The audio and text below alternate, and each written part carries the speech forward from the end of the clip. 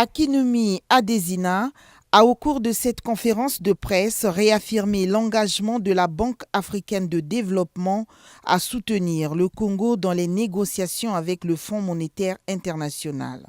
Il reste optimiste quant à la conclusion d'un accord entre le Congo et l'institution de Bretton Woods. La BAD s'engage également à soutenir le Congo dans la mise en œuvre du Plan national de développement 2018-2022 à hauteur de 2 milliards de dollars américains. La Banque africaine de développement mettra à la disposition du Congo le montant de 2 milliards de dollars américains pour soutenir le plan national de développement. Et il y aura différentes parties très importantes pour nous. L'aspect de l'appui budgétaire, c'est très important parce que l'appui budgétaire, c'est très important pour la stabilité de fiscalité du pays.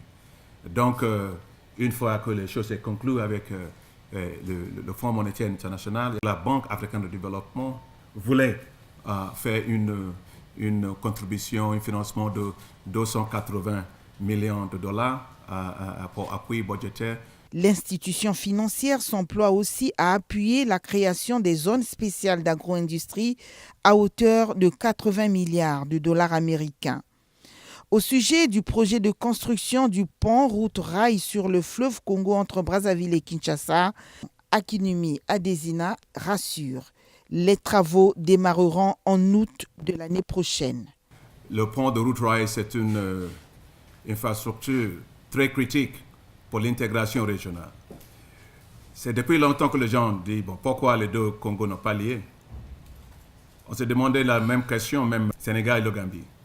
Et c'est la Banque africaine de développement qui a pris le relais. Finalement, nous avons financé cet pont entre le Gambie et le Sénégal, qui a été inauguré le mois de janvier.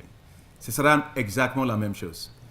Parce que son Excellence, Monsieur le Président, c'est lui qui est le champion pour ça, au sein de l'Union africaine. Et nous, la Banque africaine de développement, avec Africa 50, je voudrais aussi remercier le pays parce que c'est le Congo qui est le premier actionnaire de Africa 50 d'ailleurs. On a pris la décision de faire le financement pour cette construction. La clôture de le financement, toutes les choses, va se clôturer vers la fin de cette année. Il y avait un accord qui était déjà signé à la Banque africaine de développement il y a quelques semaines. Et le travail va démarrer l'année prochaine, le mois d'août.